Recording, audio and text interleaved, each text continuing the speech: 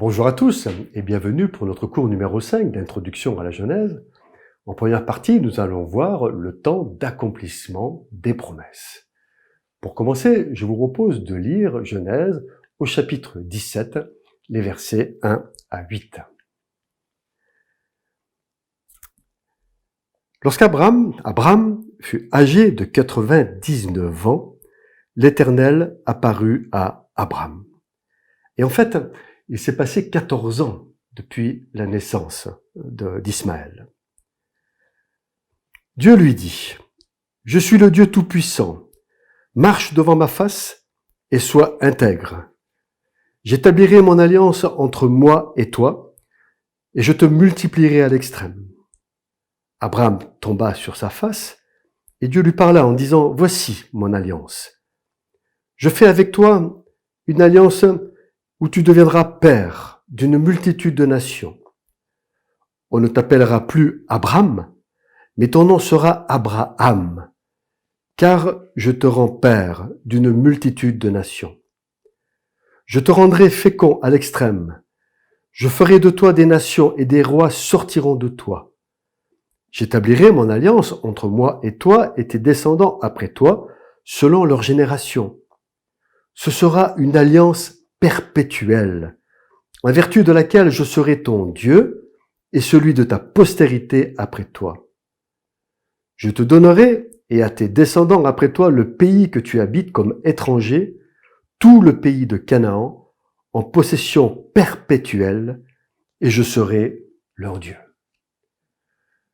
Pour la 5e fois, Dieu apparaît à Abraham et transforme complètement sa vie. C'est le temps d'accomplissement des promesses de Dieu. Abraham et Sarai ont agi pensant accomplir par eux-mêmes la promesse de Dieu en utilisant Agar, la servante égyptienne. Ce fut un échec. Abraham a 99 ans, Sarai 90 ans. Ils ne sont plus en âge d'avoir des enfants. Comment, dans ces conditions, comprendre la promesse de Dieu d'avoir une postérité? Ils sont dans le désarroi. C'est alors que Dieu se révèle à eux. Dieu se désigne comme le tout-suffisant. Ceux qui l'aiment ont tout pleinement en lui et il ne leur manque rien. Devant une telle révélation, Abraham tombe sur sa face. Le voici prêt à découvrir comment le tout-suffisant pourvoira à toutes ses attentes. C'est alors que Dieu fait 7 promesses à Abraham, dont nous avons déjà parlé. Tu deviendras père d'une multitude de nations. Ton nom ne sera plus Abraham, mais Abraham. Je te rendrai fécond à l'infini. J'établirai mon alliance avec toi. Je serai ton Dieu. Je te donnerai tout le pays de Canaan. Et 7e promesse, je serai le Dieu de ta postérité après toi. En hébreu, Abraham, nous l'avons déjà dit, signifie père élevé. La transformation de ce nom en celui d'Abraham n'a pas d'explication étymologique satisfaisante, si ce n'est qu'il signifie père d'une multitude. En fait, dans le texte hébreu, Dieu ne rajoute qu'une lettre au nom d'Abraham, la lettre H ou E en hébreu. Le H est une aspiration, un simple souffle. C'est ce même H que l'on retrouve dans le tétragramme YHVH du nom de Dieu et qui exprime que Dieu est souffle, Dieu est esprit. Et en ajoutant ce H ou E, Abraham est marqué du sceau divin pour entrer dans sa vocation, pour devenir père d'une multitude, parce que la multiplication des fruits et des bénédictions de Dieu se font par le souffle de Dieu. Le E ou H, c'est le Saint-Esprit. Par ce H ajouté, Dieu communique à Abraham une partie de lui-même. Il en fera de même avec sa femme, Sarai, dont il supprime le I final qu'il remplace de la même manière par un H, le souffle du tétragramme divin. Sarai, ma princesse, devient Sarah avec un H à la fin, la princesse. C'est elle, Sarah, qui va engendrer la postérité de l'alliance. Ce ne pouvait pas être une esclave égyptienne. De la même manière, les enfants de Dieu reçoivent le sceau du Saint-Esprit, le souffle de Dieu lors de la nouvelle naissance, le H ou E de Dieu.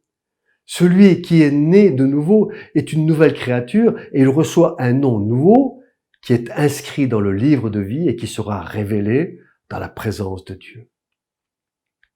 Après les 7 promesses de l'alliance avec Abraham, Dieu lui donne un signe visible en témoignage de l'alliance, la circoncision.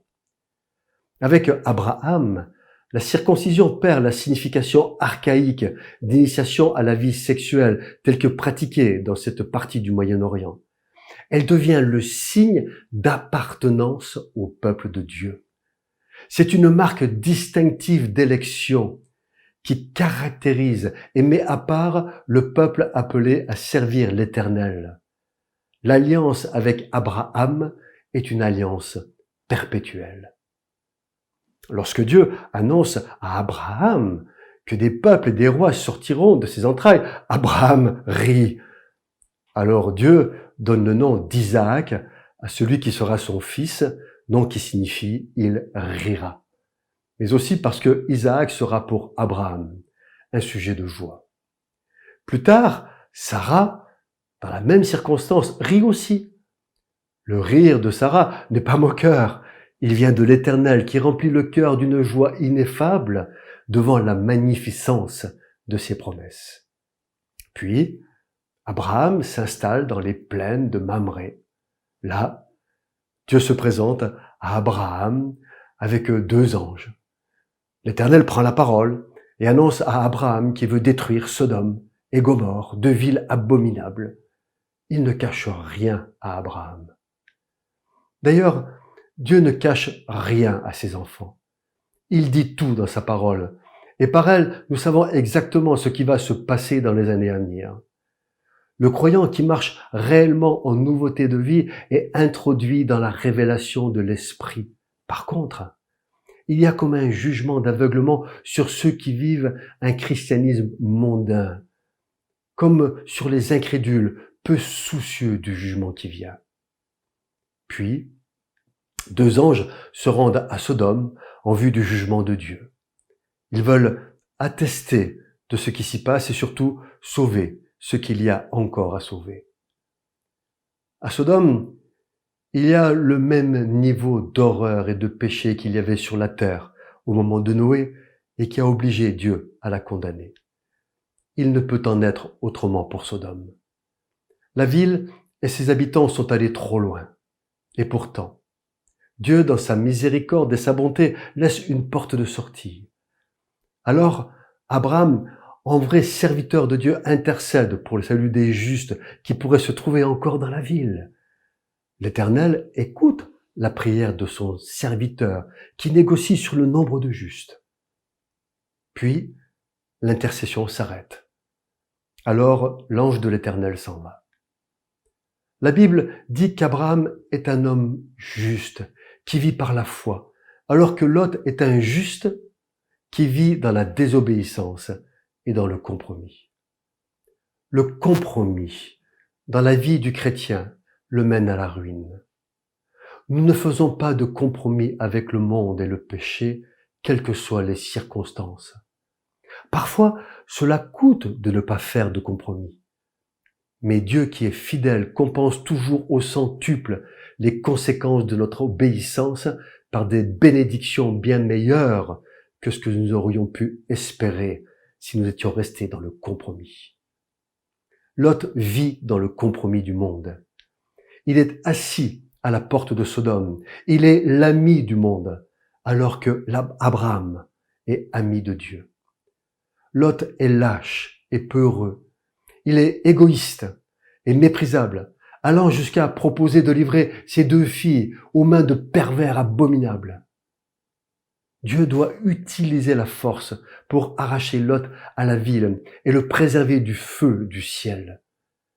Malgré toutes les horreurs des sodomites, Lot est attaché au matérialisme, à son confort, sa position sociale.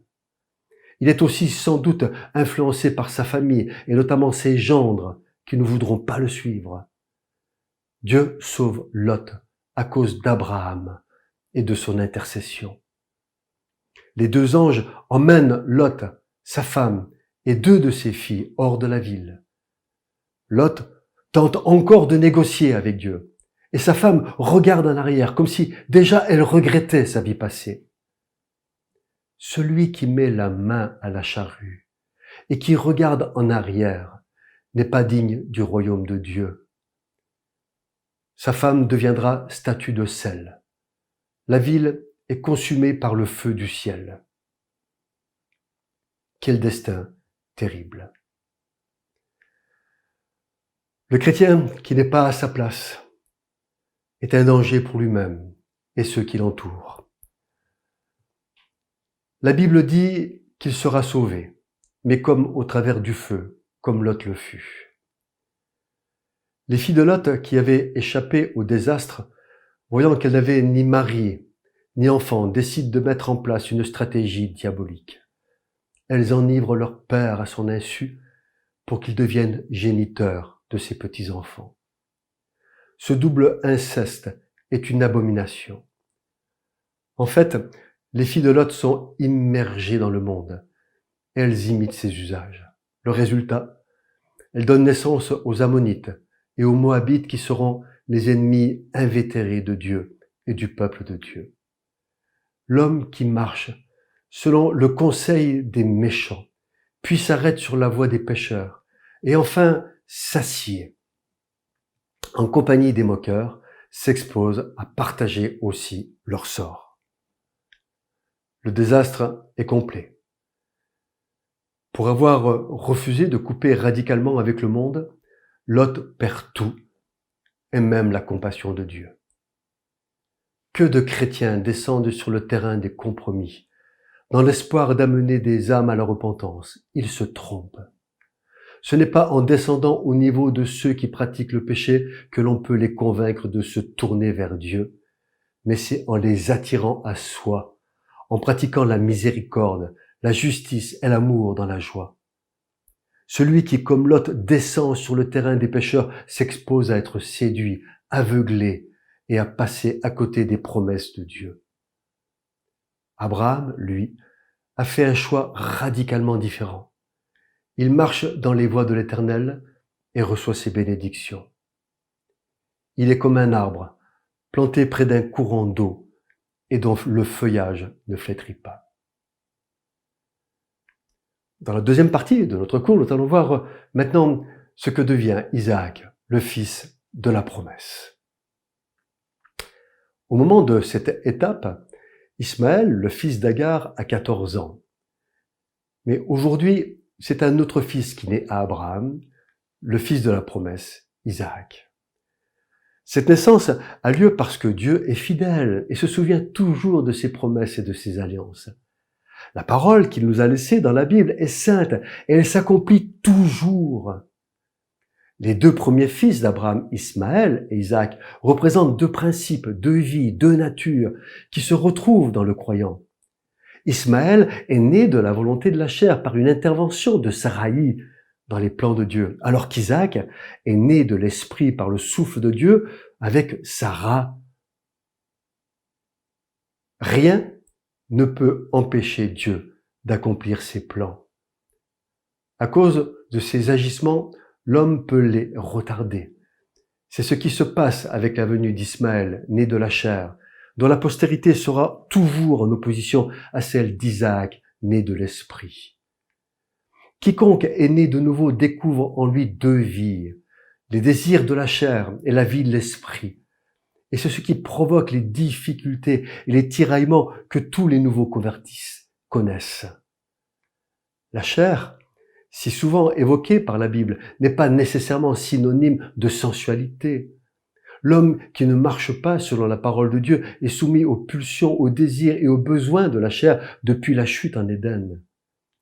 Les œuvres de la chair provoquent d'innombrables difficultés, mais elle ne peut jamais hériter du royaume de Dieu.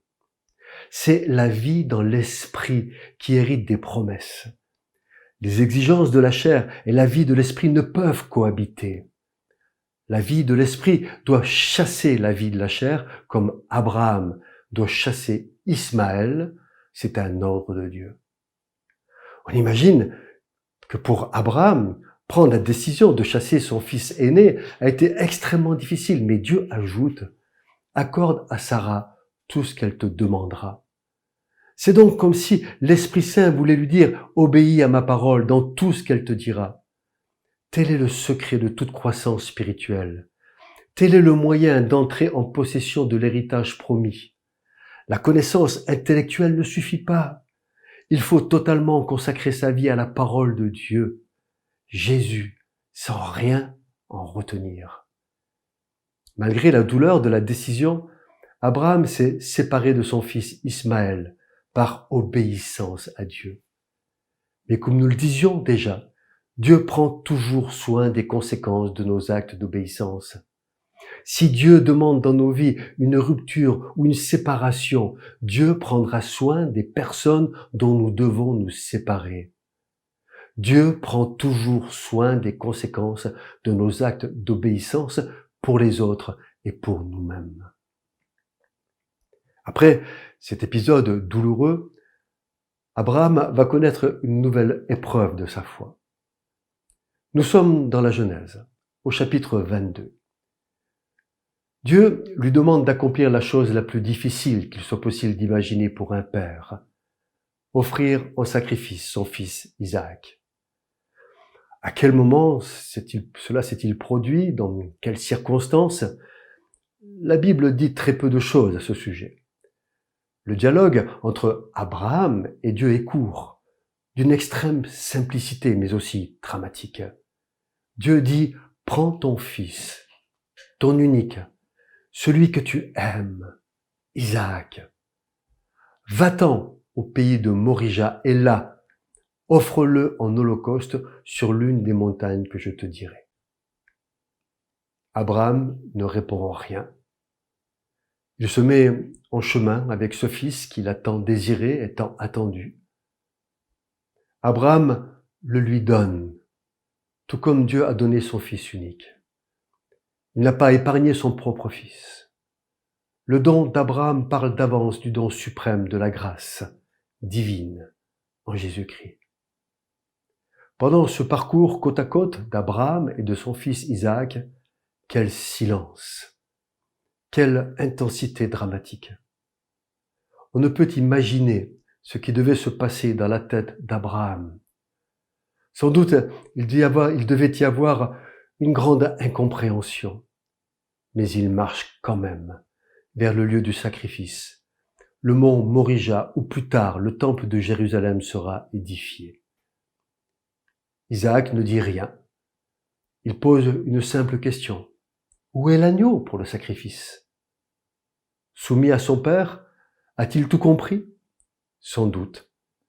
Il marche comme plus tard Jésus, soumis à son père, marche vers le sacrifice de la croix.